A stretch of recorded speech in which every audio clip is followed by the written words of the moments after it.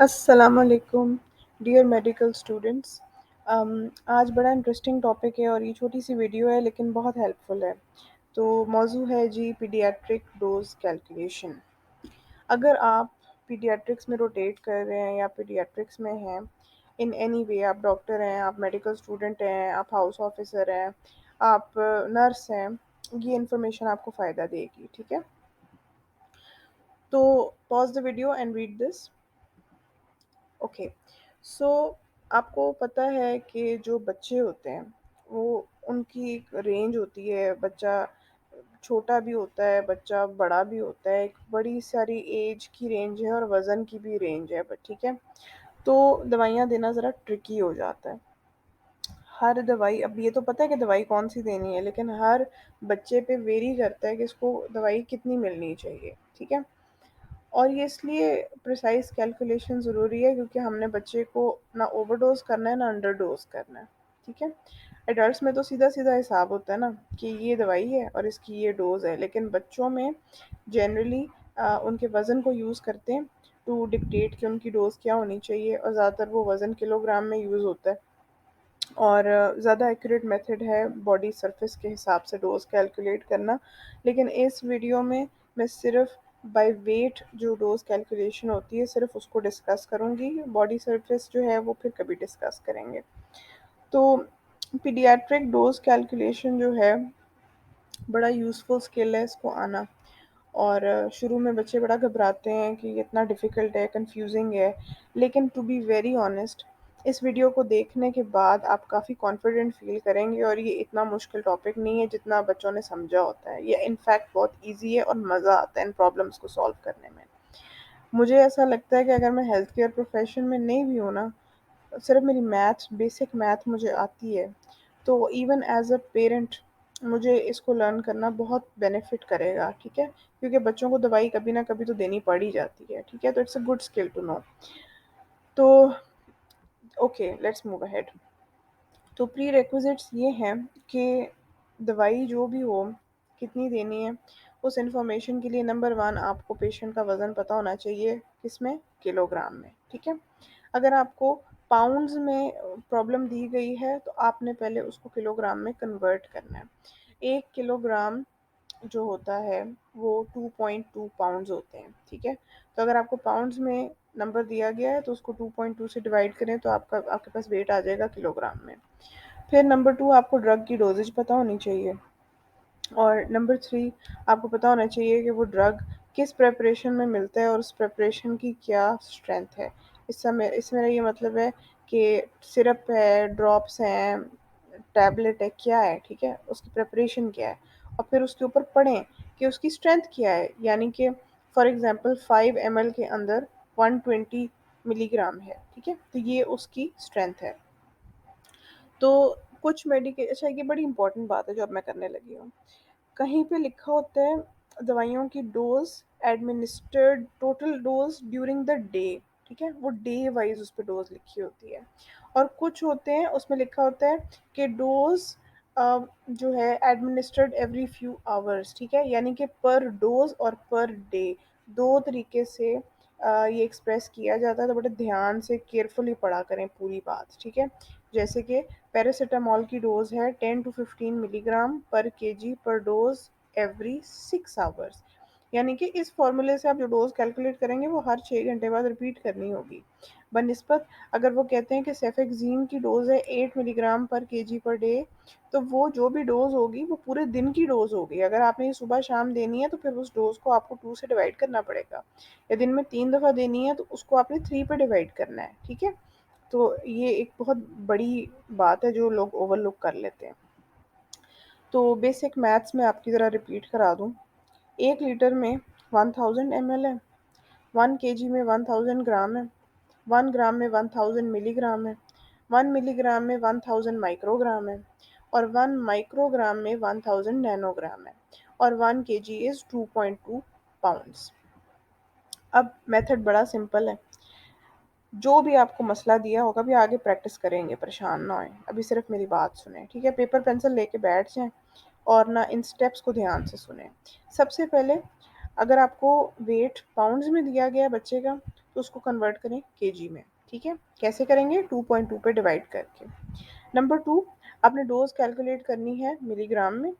और number 3, overall dose को frequency से डिवाइड करना है। फ्रीक्वेंसी का मतलब है ओडी, बीडी, टीडीएस, किस तरह, once daily, twice daily, thrice daily, whatever. ठीक है।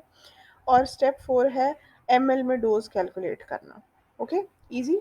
You can come back to this slide again if you want. तो अब एक एग्जांपल लेते हैं मशहूर तरीन दवाई का, वो है पैरासीटामोल। यहाँ पे पैनाडोल के नाम से मोस्ट पॉपुलरली आती है। अब इसकी जो डोज होती है, पहली बात, ओरल, आईवी और रेक्टल रूट्स से पैरासीटामोल दी जा सकती है। ओरल में उसकी डोज है 15 मिलीग्राम पर केजी पर डोज। ठीक है, फॉर एग्जांपल। और ये आप मैक्सिमम 4 दफ़ा दे सकते हैं दिन में। तो अगर आप 4 दफ़ा दे सकते हैं और 24 घंटे के दिन है, इसका मतलब है ये हर 6 घंटे बाद आप इसकी डोज रिपीट कर सकते हैं। ठीक हो गया, ये है इस दवाई की डोज। इसी तरह आईवी रूट है तो 10 मिलीग्राम पर केजी पर डोज एवरी 8 आवर्स, यानी कि थ्री टाइम्स अ डे। फिर रेक्टल रूट है 20 मिलीग्राम पर केजी पर डोज। ठीक है, ये जो मैंने 3 चीज़ें दी हैं वो रूट के हिसाब से इसकी डोज है। अगले जो हेडिंग है वो है availability.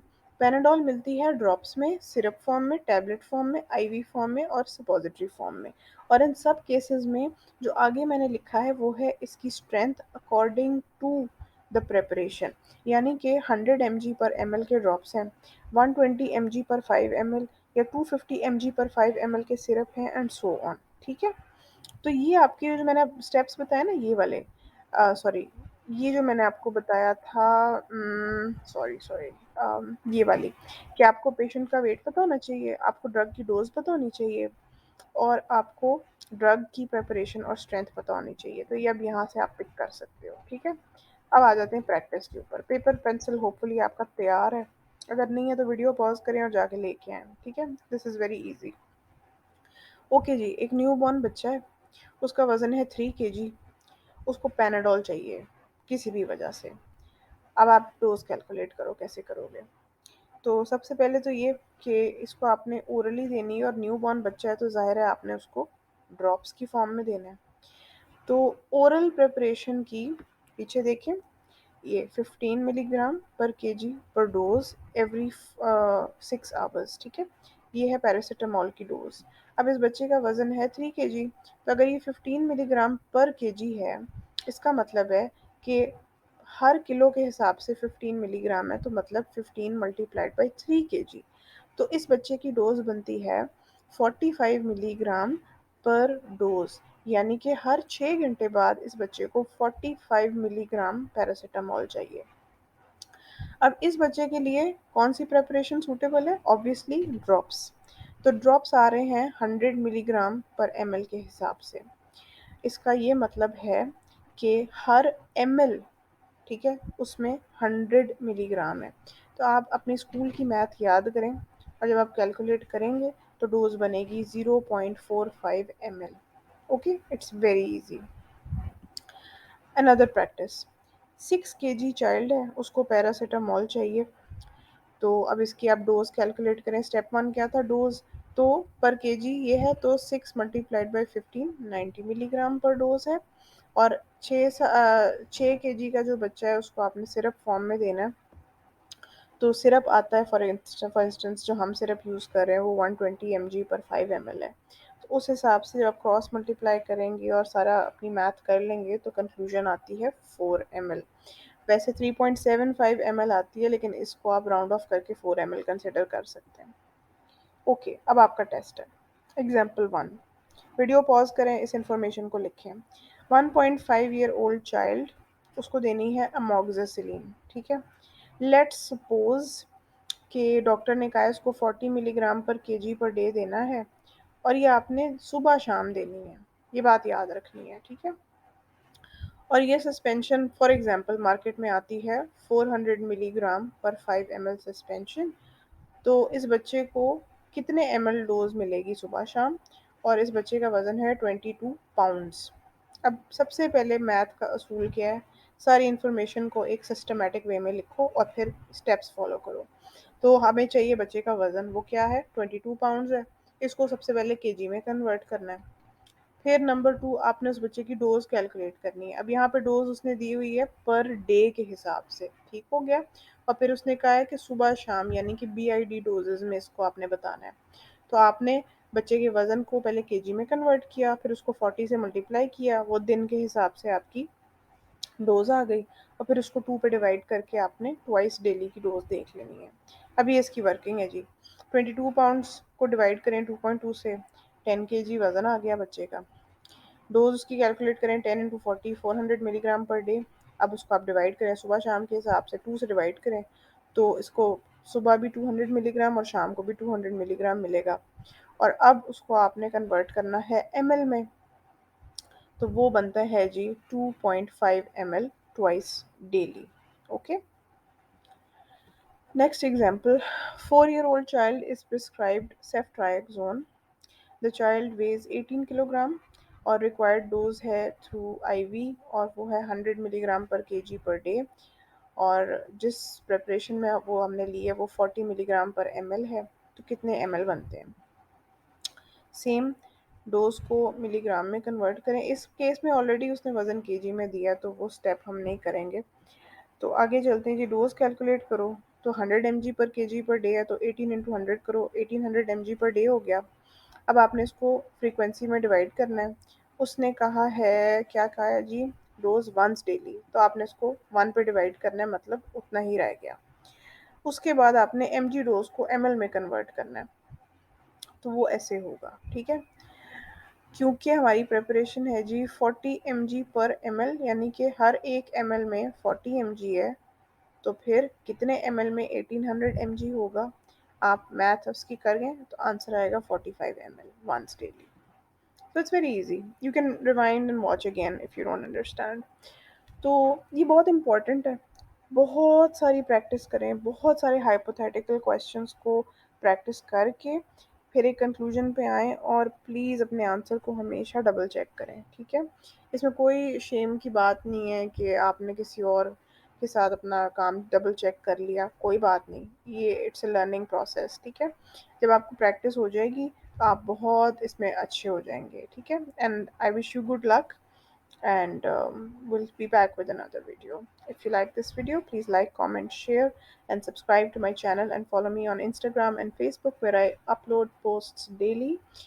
And yeah, I'll be back with another one. Allah.